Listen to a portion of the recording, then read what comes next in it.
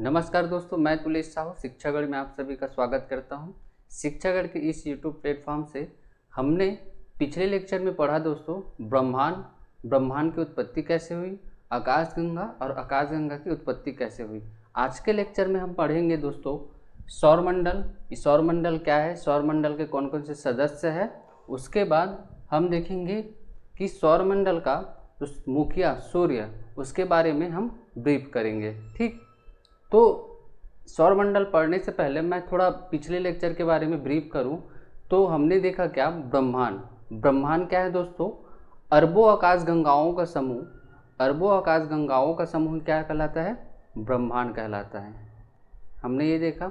उसके बाद हमने क्या देखा कि आकाशगंगा क्या है भाई, अरबों आकाशगंगा में आकाशगंगा क्या है। तो अरबों तारों का समूह क्या कहलाता है, आकाशगंगा कहलाता है। ठीक, अब उन अरबों आकाशगंगाओं में एक जो आकाशगंगा है, जिस आकाशगंगा में हम लोग निवास करते हैं, हमारे सौरमंडल, हमारी पृथ्वी, या हम लोग जिस आकाशगंगा में रहते हैं, उस आकाशगंगा का नाम क्या है दोस्तों, मंदाकिनी। उस मंदाकिनी आकाशगंगा के भी अरबों तारे हैं। उन अरबों तारों में से एक जो तारा है उसका नाम है क्या, सूर्य। सूर्य का एक परिवार है दोस्तों, जिसको हम क्या बोलते हैं, सौर परिवार, सोलर सिस्टम या सौर मंडल, जिनके बारे में आज हम अध्ययन करेंगे। ठीक, तो चलिए क्लास स्टार्ट करते हैं सौर मंडल से या सौर परिवार से। सौर मंडल या सौर परिवार किसको कहते हैं दोस्तों, तो देखिए, सूर्य के गुरुत्व बल के कारण बंधे हुए जितने भी तत्व पिंड, एक नियमित कक्षा में बंधे हुए जितने भी तत्व पिंड, ये सब किस में आते हैं, सौरमंडल में आते हैं। सौरमंडल मतलब सूर्य के गुरुत्व बल के कारण, सूर्य के गुरुत्वाकर्षण बल के कारण जितने भी तत्व या पिंड एक नियमित या अनियमित कक्षा में बंधे हुए हैं, ये कहलाता है क्या, सौरमंडल। उसमें यदि दोस्तों मैं बात करूं तो सौरमंडल में सबसे पहला एक तारा है, सौरमंडल का एक सबसे बड़ा तारा, जिसका नाम है क्या, सूर्य। ठीक, जो कि इस सौरमंडल का क्या है दोस्तों, मुखिया है। ठीक, अब देखिए, सूर्य एक तारा है। हमने क्या बताया कि तारे किसके चक्कर लगाते हैं, किसकी परिक्रमा करते हैं दोस्तों, तो तारों का जो समूह है वो किसकी चक्कर लगाते हैं, कि आकाशगंगा के केंद्र के चक्कर लगाते हैं। तो सूर्य भी एक तारा है, तो सूर्य कहीं ना कहीं किसकी चक्कर लगाएंगे, हमारी आकाशगंगा का नाम क्या है, मंदाकिनी। तो मंदाकिनी की नाभि का चक्कर लगाने का काम कौन करता है दोस्तों, सूर्य करता है। मैं आपको बता दूं कि मंदाकिनी के नाभि या केंद्र से सूर्य की कक्षा के बीच की जो दूरी है वो कितना है दोस्तों, 30,000 प्रकाश वर्ष है। कितना, 30,000 प्रकाश वर्ष। आप सबको पता है कि एक प्रकाश वर्ष बराबर कितना होता है, एक प्रकाश वर्ष बराबर होता है दोस्तों 9.46 इंटू 10⁻12 किलोमीटर। ठीक, तो इतनी दूरी में हमारा जो है सूर्य मंदाकिनी की नाभि से 30,000 प्रकाश वर्ष की दूरी में मंदाकिनी की नाभि से हमारा जो सूर्य है वो स्थित है।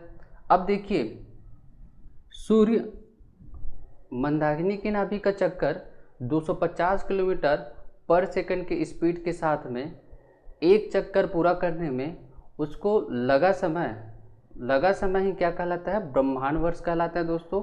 तो वो अवधि क्या है, तो 250 किलोमीटर पर सेकंड की स्पीड से यदि सूर्य मंदाकिनी की नाभि का चक्कर लगाए तो एक चक्कर करने में लगा समय 22 से 25 करोड़ वर्ष लग जाता है दोस्तों। कितना, 22 से 25 करोड़ वर्ष। यही जो समय क्या कहलाता है, आपका प्रकाश वर्ष कहलाता है, सॉरी ब्रह्मांड वर्ष कहलाता है। क्या कहलाता है, ब्रह्मांड वर्ष। ठीक, अब देखिए, सौरमंडल में एक जो तारा सूर्य के बाद हम देखेंगे कि हमारे सौरमंडल में कितने ग्रह हैं। तो हमारे सौरमंडल में 8 ग्रह। उन 8 ग्रहों के बारे में देखें तो ग्रह किसको कहते हैं, तो सौरमंडल की यदि मैं बात करूं तो सूर्य की एक नियमित कक्षा में परिक्रमा करने वाले, नियमित कक्षा में चक्कर लगाने वाले जितने भी पिंड है, नियमित कक्षा में चक्कर लगाने वाले जितने भी पिंड है उसको हम क्या कहते हैं दोस्तों, ग्रह कहते हैं, जिसकी संख्या कितनी है, 8। ठीक, उसके बाद मैं बात करूं उपग्रह। उपग्रह या सैटेलाइट किसको कहते हैं दोस्तों, तो देखिए ग्रह किसकी चक्कर लगा रहे हैं, तारों का। उपग्रह किसकी चक्कर लगाएंगे जी, तो उपग्रह चक्कर लगाती है किसकी, ग्रह की। ठीक, तो एक नियमित कक्षा में ग्रहों की चक्कर लगाने वाली पिंड को क्या कहते हैं हम, उपग्रह कहते हैं, जिसकी संख्या हमारे सौरमंडल में कितनी है, 172। उपग्रहों की संख्या हमारे सौरमंडल में कितनी दोस्तों, 172। ठीक, यदि अब मैं बात करूं, एक है ग्रह, उपग्रह, उसके बाद आता है क्या आपका क्षुद्र ग्रह।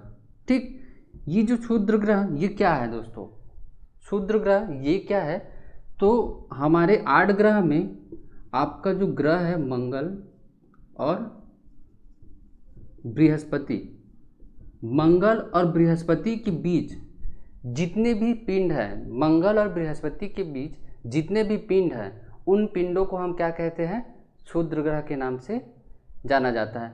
अब देखिए मंगल और बृहस्पति के बीच कितने पिंड हैं, तो मंगल और बृहस्पति के बीच लगभग 40 से 45 हज़ार पिंड है। उन 40 से 45 हज़ार पिंडों का नाम क्षुद्र ग्रह या छोटा ग्रह के नाम से जाना जाता है। समझ आया? ठीक, उसके बाद हम देखेंगे कि हमारे सौर परिवार में और क्या है, तो हमारे सौर परिवार में है दोस्तों उल्का पिंड। उल्का पिंड क्या है, ये एक ठोस पिंड है। ठोस पिंड का मतलब इसमें निकिल, कोबाल्ट, आयरन, इन सारे तत्वों का समूह है। ये जो पिंड है वो अनियमित कक्षा में सूर्य की परिक्रमा करते हैं, अनियमित कक्षा में सूर्य की परिक्रमा करते हैं। ठीक, इसको हम क्या बोलते हैं दोस्तों, उल्का पिंड। उसके बाद और क्या है हमारे सौरमंडल में, धूमकेतु।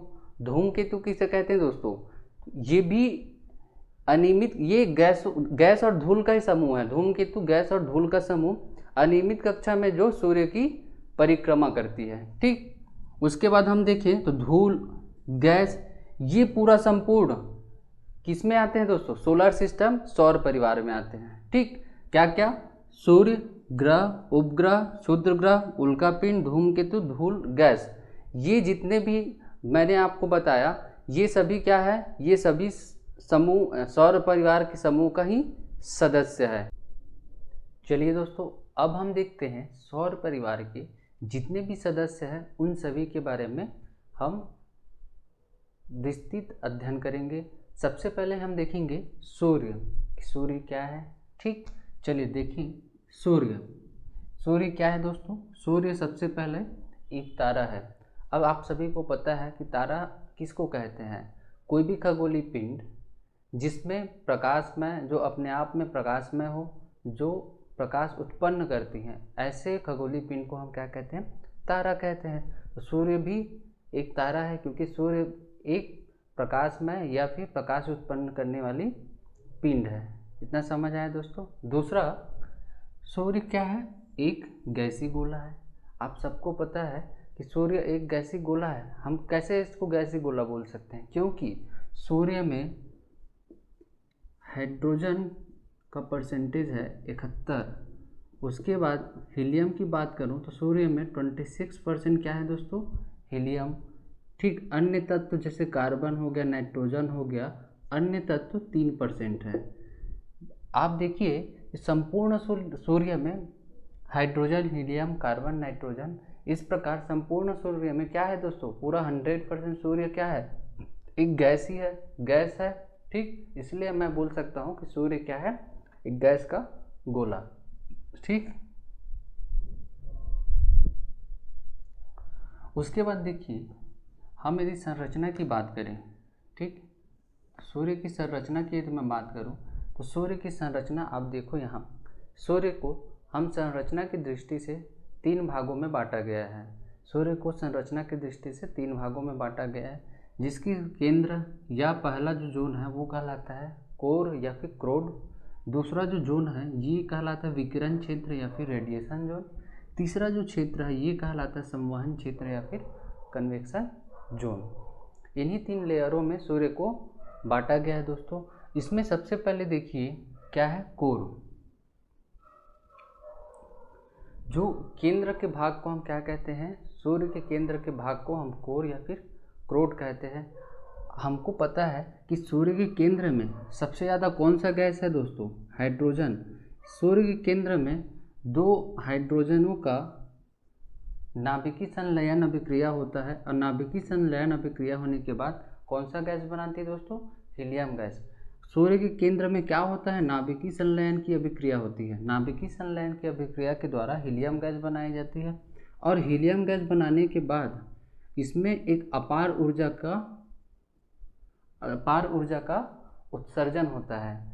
जब सूर्य के केंद्र में हाइड्रोजन, 2 हाइड्रोजनों का मेल होता है, 2 हाइड्रोजनों का संयोजन होता है, तो हीलियम गैस बनती है। हीलियम गैस बनने के बाद, नाभिकीय संलयन अभिक्रिया होने के बाद उसमें अपार ऊर्जा मुक्त होती है, अपार ऊर्जा मुक्त होती है।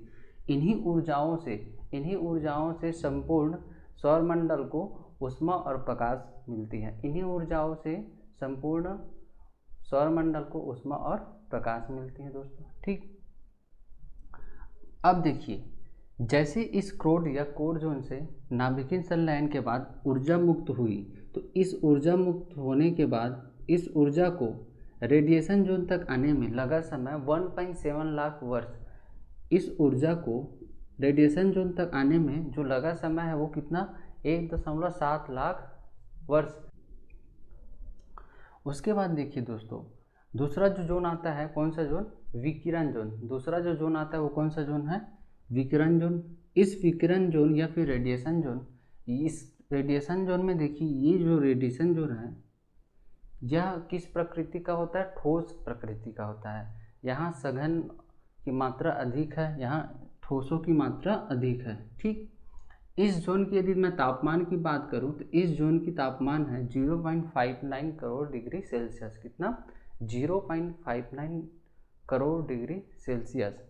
यदि मैं कोर जोन की तापमान की बात करूं, ये आपको एग्जाम में पूछा गया प्रश्न है कि कोर जोन या फिर सूर्य के केंद्र का तापमान कितना होता है, तो सूर्य के केंद्र का तापमान 1.5 करोड़ डिग्री सेल्सियस होता है दोस्तों। कितना, 1.5 करोड़ डिग्री सेल्सियस।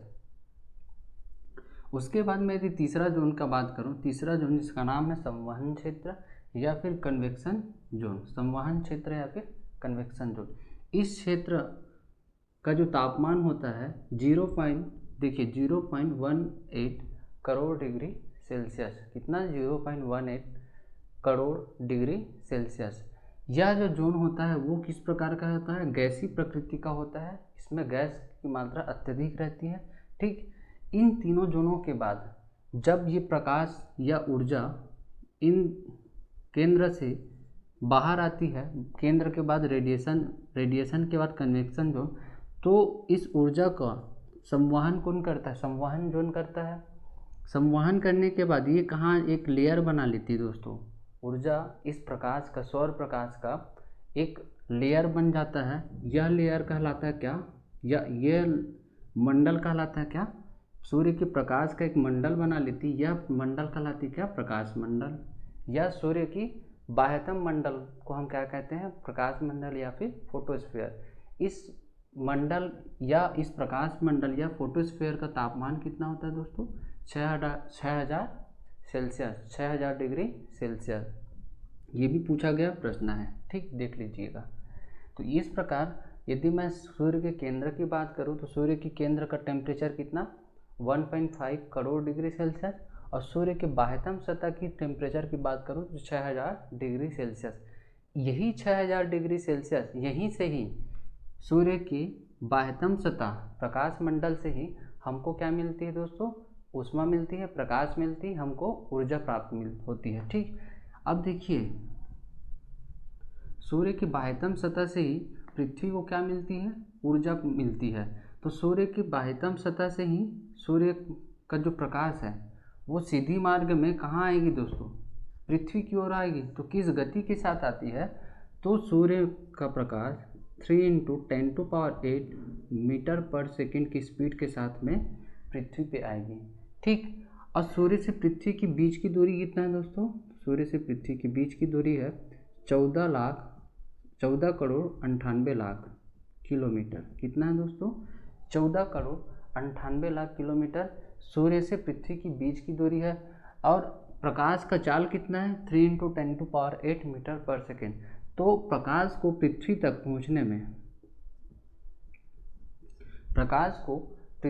पहुंचने में जो लगा समय वो कितना है?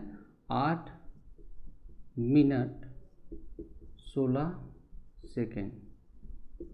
कितना समय लग जाता है दोस्तों? 8 मिनट 16 सेकेंड।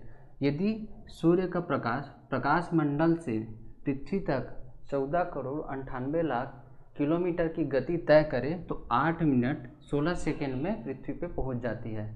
ये भी कई बार पूछा गया प्रश्न है। इतना समझ आया दोस्तों? अब देखिए, हम बात करेंगे लाइट ईयर या प्रकाश वर्ष या फिर पारसेक। ठीक, प्रकाश वर्ष क्या है? सूर्य के द्वारा या सूर्य के प्रकाश के द्वारा निर्वात में चली गई 1 वर्ष में चली गई दूरी। सूर्य के प्रकाश के द्वारा निर्वात में 1 वर्ष में चली गई दूरी क्या कहलाता है? 1 प्रकाश वर्ष कहलाता है। और किस स्पीड के साथ चलती है? तो 3 × 10⁸ मीटर पर सेकेंड। तो प्रकाश वर्ष या लाइट ईयर ये क्या है दोस्तों? 9.46 × 10⁻12 किलोमीटर। मतलब सूर्य के प्रकाश के द्वारा निर्वात में 1 वर्ष में कितना दूरी तय करता है? 9.46 × 10⁻12 किलोमीटर। इस दूरी को ही क्या कहते हैं? 1 प्रकाश वर्ष कहते हैं दोस्तों। ठीक, एक टर्म आता है पारसेक। पारसेक जो कि दूरी मापने का सबसे बड़ा इकाई है। पारसेक क्या है? दूरी मापने का सबसे बड़ा इकाई है। इस पारसेक का वैल्यू कितना होता है? 3.26 लाइट ईयर। 1 पारसेक बराबर कितना होता है दोस्तों? 3.26 प्रकाश वर्ष। 3.26 प्रकाश वर्ष। दूरी मापने का, ये भी एग्जाम में पूछा गया प्रश्न, दूरी मापने का सबसे बड़ा इकाई। दूरी मापने का सबसे बड़ा इकाई प्रकाश पारसेक होता है, जो कि 3.26 प्रकाश वर्ष के बराबर होता है। 1 प्रकाश वर्ष बराबर 9.46 × 10⁻12 किलोमीटर। इतना समझ आया दोस्तों? ठीक, अब देखिए, ये तो हो गया चाल, दूरी। अब देखिए, मैं यदि सूर्य की व्यास की बात करूं तो सूर्य की व्यास या डायमीटर, यहाँ से यहाँ तक की जो डाया है, सूर्य का व्यास है वो कितना है? तो सूर्य का जो डाया या व्यास है 13,92,200 किलोमीटर। सूर्य के व्यास कितना है दोस्तों? 13,92,200 किलोमीटर, जो कि पृथ्वी से 110 गुना बड़ा है। सूर्य पृथ्वी से कितना गुना बड़ा है दोस्तों? 110 गुना। ये भी याद रखने वाला पॉइंट है, ये भी पूछा गया प्रश्न कि सूर्य पृथ्वी से कितना गुना बड़ा है? तो सूर्य पृथ्वी से 110 गुना बड़ा है। ठीक, यदि मैं आयु की बात करूं, ठीक, आयु की बात करूं तो सूर्य की आयु कितना है? 5 अरब वर्ष। 5 अरब वर्ष।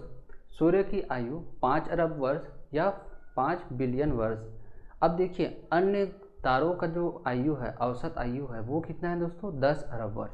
लेकिन सूर्य का जो आयु है वो 5 अरब वर्ष में। कारण क्या है कि अन्य तारों में चमक कम होती है, अन्य तारों में प्रकाश कम होती है।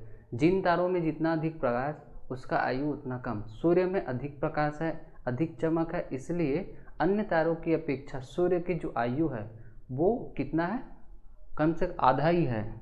अन्य तारों का एक औसत आयु, अन्य तारों का औसत आयु कितना है दोस्तों? 10 अरब वर्ष। और लेकिन सूर्य का औसत आयु कितना है? 5 अरब वर्ष। तो देखिए, यहाँ पर आपको याद कैसे रखना है कि सूर्य में चमक अधिक होता है, इसलिए उसकी आयु कम है। ठीक है, जिन तारों में जितना अधिक चमक, उसकी आयु उतनी कम।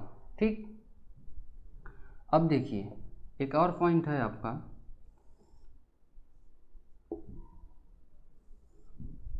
कि सूर्य में जितनी भी ताप, सूर्य में जितनी भी प्रकाश, सूर्य में जितनी भी ऊष्मा उत्पन्न होती है, उसमें का कौन सा हिस्सा, सूर्य ताप का कौन सा हिस्सा पृथ्वी को प्राप्त होती है? तो सूर्य ताप का 1/22वां, सूर्य ताप का 1/22 अरबवां हिस्सा किसको प्राप्त होती है दोस्तों? पृथ्वी को प्राप्त होती है। सूर्य का 1/22वां अरबवां भाग किसको प्राप्त होती है? पृथ्वी को प्राप्त होती है। ठीक, इतना समझ आया।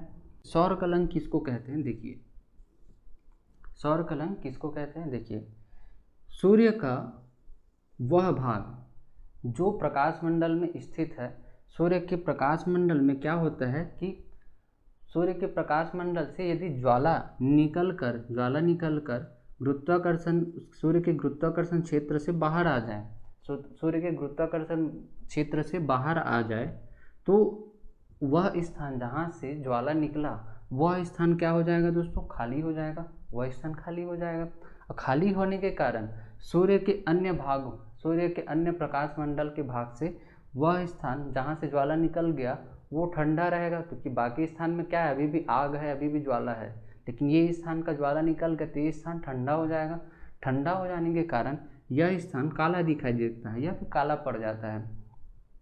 ये एक अस्थायी प्रोसेस है, अस्थायी प्रक्रिया है। ठीक है, इसको एक सौर कलंक बनने में या सौर कलंक चक्र पूरा करने में कितना? 22 वर्ष लग जाता है दोस्तों। सौर कलंक का एक चक्र पूरा करने में 22 वर्ष लग जाता है। इसमें प्रथम जो 11 वर्ष है उसमें सौर कलंक का निर्माण होता है, सौर कलंक बढ़ता है। उसके बाद जो आपका अंतिम जो 11 वर्ष है उसमें सौर कलंक घटता जाता है। उसके बाद यहाँ पर सौर कलंक नहीं रहता। ठीक, ये 22 वर्षों में सौर कलंक का निर्माण होता है और घटता है। समझ आया? ठीक, अब देखिए सूर्य का निकटतम तारा। हम सबको पता है दोस्तों कि जो सूर्य है वो कहाँ है? सूर्य मंदाकिनी में है। मंदाकिनी में सूर्य के साथ साथ अरबों तारे हैं। उन अरबों तारों में जो सूर्य के सबसे निकटतम जो 2 तारे हैं उनका नाम देख लीजिए। सूर्य के निकटतम तारे, एक है आपका प्रॉक्सिमा सेंचुरी जो कि सूर्य से 4.2 लाइट ईयर 4.2 प्रकाश वर्ष की दूरी पे है। दूसरा है साइरस या डॉग स्टार जो कि 8.6 लाइट ईयर या 8.6 प्रकाश वर्ष की दूरी पे सूर्य से विद्यमान है। समझ आया दोस्तों? ठीक, यदि आपको ये सूर्य के बारे में जानकारी आपको अच्छा लगा तो प्लीज़ लाइक करें, शेयर करें और सब्सक्राइब करें। धन्यवाद दोस्तों।